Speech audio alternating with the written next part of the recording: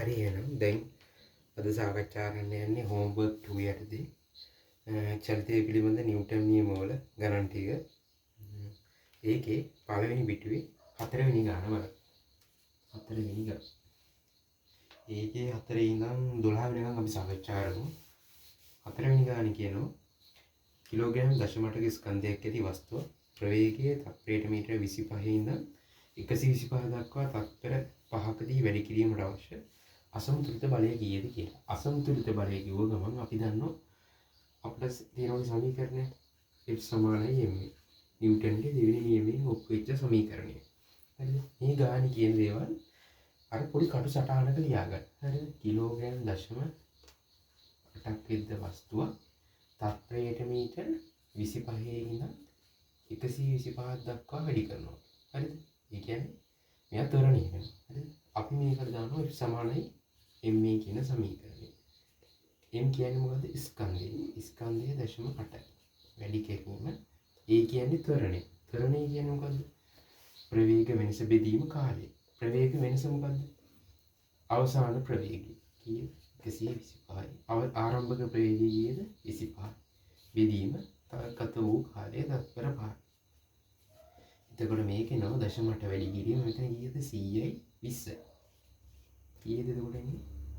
16යි Newton. ඔන්න බලය. හරිද? ඊට පස්සේ පස්වෙනි ගානේ කියනවා කිලෝග්‍රෑම් 5ක වස්තුව මත අසමතුලිත බලයක් ක්‍රියාත්මක වීම නිසා තත්පර 10ක් තුළ එහි ප්‍රවේගය 4 ඉඳන් 20 දක්වා අඩු වෙයි. මෙන්න මෙතන මේ වගේ පොඩි පොඩි කටසටහන් ලියා ගන්න ඕන. කිලෝග්‍රෑම් 5ක් විත් වස්තුවක් ඊට පස්සේ තත්පර 10ක් තුළ ප්‍රවේගය 40 සිට 20යි ma ශ්‍රේණි 1 දක්වා අඩු වෙනවා. වස්තුව මත ක්‍රියාත්මක කර ක්‍රියාත්මක වූ අසමතුලිත බල කියන්නේ කීයද කියලා. මේකෙදිත් තමයි සමානයි m. හරිද? m කීයද? m කියන්නේ 5යි. a කියන්නේ මොකද්ද? ත්වරණය. අවසාන ප්‍රවේගය 20 ඉන්න 40. බෙදීම ගත වූ කාලය 10යි. හරිද? එතකොට මෙතන එනවා 5 වැඩි කිරීම මෙතන ඍණ 20යි 2යි. එතකොට ඍණ 2යි. හරිද? එතකොට මේ ඍණ 2යි ත්වරණයේ ඍණ 2 වෙලා තියෙන්නේ මොකද්ද? ඒ කියන්නේ නිව්ටන් මන්දනය. අපි දන්නවා ඍණ ත්වරණය කියන්නේ මොකද්ද? මන්දනය. හරිද? එතකොට නිව්ටන් 10ක බලයක් ඇති වෙලා තියෙනවා. ඒ කියන්නේ මෙයාගෙන් නිව්ටන් 10ක් කියන්නේ අනිවාර්යෙන් මෙයා මත බලය ඇති වෙලා තියෙන්නේ මෙයා ගමන් කරන පැත්තට විරුද්ධව. ඒ හින්දා තමයි අර මන්දනය යන්නේ තියෙන්නේ. අන්න ඒ හින්දා.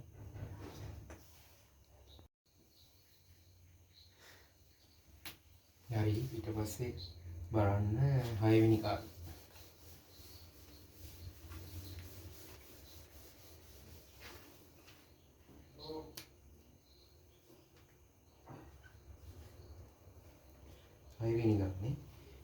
නිශ්චලතාවයෙන් ගමන් අරගෙන කිලෝග්‍රෑම් 12ක ස්කන්ධයෙන් යුතු වස්තුව තත්පරයට මීටර වර්ග මීටර 6ක ඒකාකාර ත්වරණයකට බඳුන් වී. මම මේ කටසටහනක් අඳින්නේ. කිලෝග්‍රෑම් 12ක නිශ්චලතාවයෙන් තත්පරයට මේක ත්වරණය වන්නේ අවසානයේදී තත්පරයට මීටර 12ක ඒකාකාර ප්‍රවේගය ලබා ගනිමු. මෙන්න මේ විලාගේ 6යි ma ශ්‍රේණි දෙකක ත්වරණයක් තියෙනවා. පසු එම ප්‍රවේගයෙන්ම තත්පර 4ක් චලිත වී. අන්න මෙන්න මේ 12න්ම තත්පර 4ක් චලිත වී අවසානයේදී ඒකාකාර මන්දින් චලිත වී තත්පර 3කදී නිසල වේ. මෙන්න මෙතනදී තත්පර 3ක් චලිත වෙලා මෙයා නිසල වෙනවා. හරි. එම චලිතයේ ආකාර vt ප්‍රස්ථාරය අඳින්න. පළවෙනි කොටස කියන්නේ ප්‍රවේග කාල ප්‍රස්ථාරය අඳින්න. y අක්ෂයට මොකද්ද? ප්‍රවේගය ma ශ්‍රේණි 1 එකක සැලකීමක් වෙන්න. x අක්ෂයට මොකද්ද? කාලය තත්පර.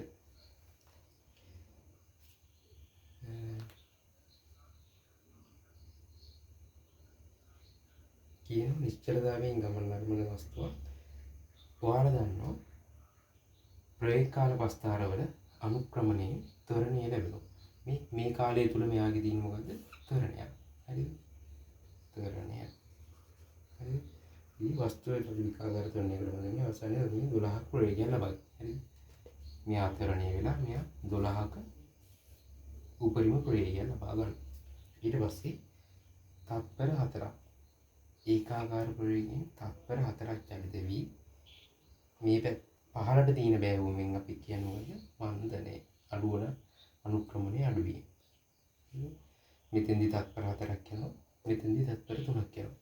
කොහොමද කාලය දාන්නේ මේ VT ප්‍රස්ථාරය? අපි දන්නවා ප්‍රවේග කාල ප්‍රස්ථාරවල අනුක්‍රමණය මොකද දෙන්නේ? අනුක්‍රමණය සමානයි ප්‍රවේග කාල ප්‍රස්ථාරවල ත්වරණය.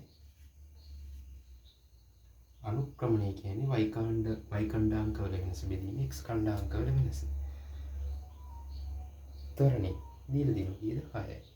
6 සමානයි y ඛණ්ඩාංකවල වෙනස. කීයද? 12යි. අපිට හොයන්න තියෙන්නේ මෙන්න මේ මෙතන ගියනේ. අපි මෙතන ගිය දන්නේ නැහැනේ. මේ දුර 4. මේ දුර නෙවෙයි. මේ දුර මේ කාලය 4. මේ කාලය 3යි. හරිද? මෙතන මම x කියලා දාගන්නවා. x. එතකොට x සමානයි මොකද්ද? මේ හරස් කුණුදිය. 6x සමානයි 12. x සමානයි 2යි s. අන්න අපි වාගත්තා මෙතනදී කීයද? 2යි. මේ කාලය අපි දන්නවා 4යි. මෙතන 6යි. මේ කාලය අපි දන්නවා කීයද? 3යි. එතකොට 9යි. මොන VT ප්‍රස්ථාරය. ඒකේම හරි. වස්තුව ත්වරණයෙන් ගමන් කළ කාලය කොපමණද? ත්වරණයෙන් ගමන් කළ කාලය මේකේ අපි හොයාගත්ත කීයද? 2යි. තත්පර 2යි. තුන්වෙනි කොටස යනවා. එම කාලය තුල වස්තුව මත ක්‍රියාත්මක වූ අසමතුලිත බලය හා දිශාව සොයන්න. F සමානයි මේ දන්න ස්කන්ධය කීයද? 12යි. ත්වරණය කීයද? ත්වරණය කීයද? 6යි. කීයද එතකොට? 72යි නිව්ටන්. දිශාව කියන්නේ වස්තුව චලිත වූ දිශාවට. වස්තුව චලිත වූ දිශාවටම.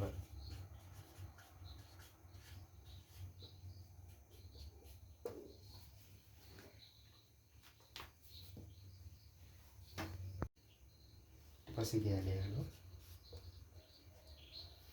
ඊළඟ තත්පර 4 තුළ වස්තුව මත ක්‍රියාත්මක කළ අසමතුලිත බලය කීයද? ඒකාකාර ප්‍රවේගයෙන් චලිත වන වස්තුවක මත අසමතුලිත බලයක් යෙදෙනවද නැහැ? අසමතුලිත බලයක් යෙදෙනවා නම් අනිවාර්යෙන් එම වස්තුව චලනය වෙනවා නේ. එහෙනම් මේ තත්පර 4 තුළ වස්තුව මත අසමතුලිත බලයක් යෙදෙනවද නැහැ?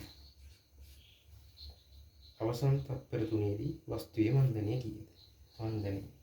මන්දනයේ අනුක්‍රමණයෙන්මයි y ඛණ්ඩාංකවල වෙනස බෙදීම x ඛණ්ඩාංකවල වෙනස y ඛණ්ඩාංකවල 3යි x ඛණ්ඩාංකවල වෙනස 3යි මෙතන y ඛණ්ඩාංකවල වෙනස 12යි 12 බෙදීම 4යි ms ඍණ 2.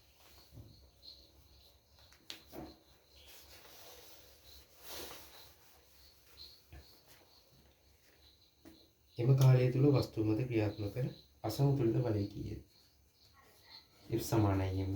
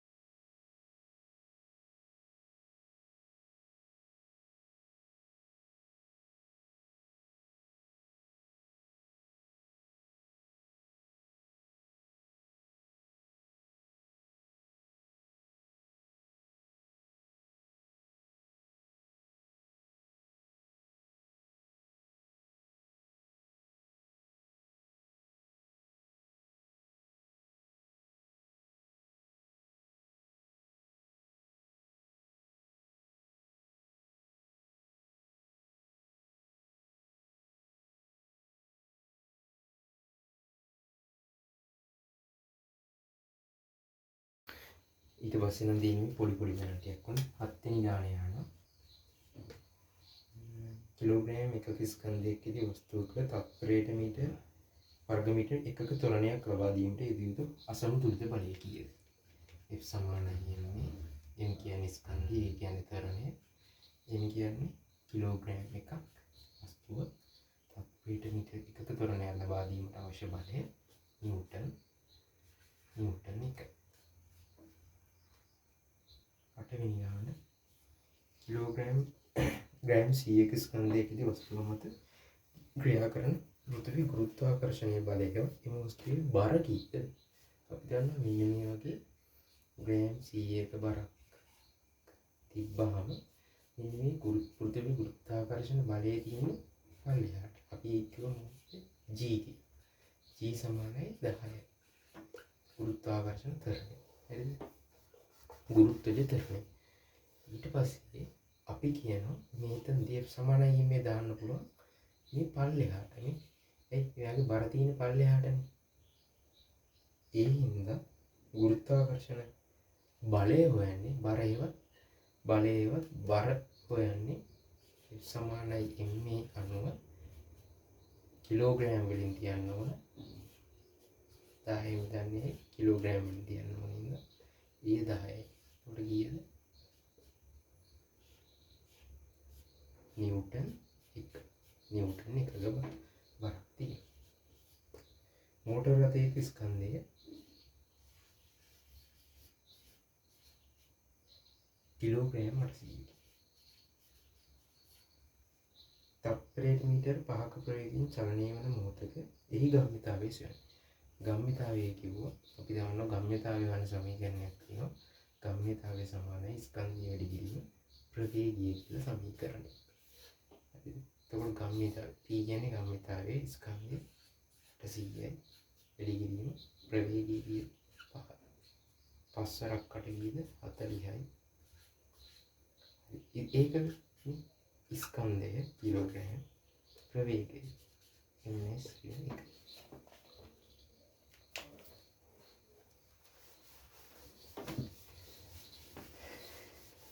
ඊට පස්සේ 10 වෙනි ගාන මෝටර රථයේ එක්තරා වස්තුවක ස්කන්ධය ග්‍රෑම් 500කි. එහි ප්‍රවේගය 4ක් වන විට එම වස්තුවේ ගම්මිතාවය අර සමීකරණයමයි mv ස්කන්ධය කීයද? 600යි ග්‍රෑම් කිලෝග්‍රෑම් කරන්න ඕන 10න් බෙදලා 4යි ms ඍණ 1. හරිද? උඩ ගියද මෙතන 6 වරක් 4 ගියේ 24යි. 24 10න් බෙදලා 2.4යි කිලෝග්‍රෑම් ms ඍණ 1. කොලොසින් යනවා. චලනය වීම පමණ එක්තරා වස්තුවක ගම්මිතාවය ගම්මිතාවය දීලා දිනව කීයද? ගම්මිතාවය ඒවා p කියලා තමයි අපි සලකුණු කරන්නේ. k 6යි මේ එක කොහොමද 6යි කියලා කියන්නේ. වස්තුවේ ස්කන්ධයේ 500 ප්‍රවේගය හරියට තියෙන්නේ. e සමානයි mv සමීකරණය ගම්මිතාවය දීලා දිනව කීයද? 6යි ඒකක වලින් යනවා kgms වෙන එක. ස්කන්ධය දීලා තියෙන්නේ 500යි.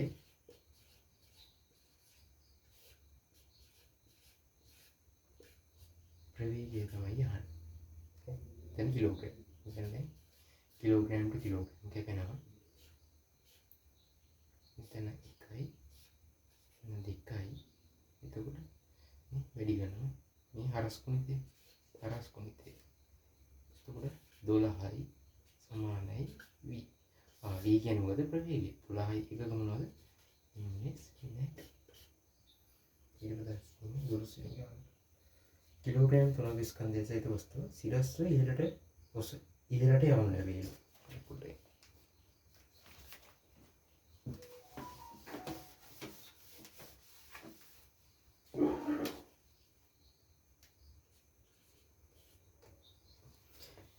කිලෝග්‍රෑම් 3ක් සහිත වස්තුවක් සිරස්ව ඉහළට යන්නේ චලිතය ආරම්භ කරන අවස්ථාවේ එහි ප්‍රවේගය 10යි.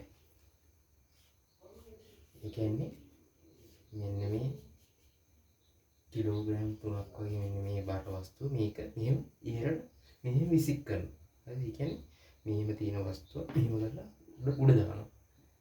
එතකොට මේ ආරම්භක අවස්ථාවේ ප්‍රවේගය තත්පරයට මීටර් 10යි. ඒ ඉහළට යැවීම ආරම්භ කරන අවස්ථාවේදී ගම්‍යතාවය කොපමණද? මෙන්න මේක යවන්න හදන අවස්ථාවේදී ගම්‍යතාවය අහන්න. අර අපි දැන් හදපු සමීකරණය වගේමයි ස්කන්ධය තුනේ ගම්‍යතාවය කීයද? 10යි. මේ ප්‍රවේගය කීයද? 10යි. එතකොට Tයි ඒකක දාන්න ස්කන්ධය එකක ප්‍රවේගය එකක. ඔන්න බලන්න. ඔන්න ගම්‍යතාවය. දෙවෙනි කොටස යනවා.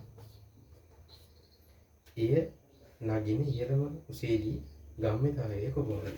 ඉහළම උසේදී කියන්නේ මෙහා මෙහෙම ප්‍රවේගයකින් යවලා දැන් අපි මේක මෙහෙම උඩ යවුවන් පස්සේ මේක මෙහෙම ගිහිල්ලා එක අවස්ථාවකදී ප්‍රවේගය බිඳුවක් කියලා ආය අවස්ථාව පල්ලයට වැටෙනවනේ. එහෙනම් ඒ උඩ ඉහළම අවස්ථාවේ ප්‍රවේගය කීයද? බිඳුවයි. එහෙනම් වැඩි වීම ස්කන්ධය කීයද? 3. වැඩි වීම ප්‍රවේගය බිඳුවයි. කීයද? බිඳුවයි. ඕනම සංඛ්‍යාවක් බිඳුවෙන් ගුණ කරාම උත්තරය කීයද? බිඳුවයි.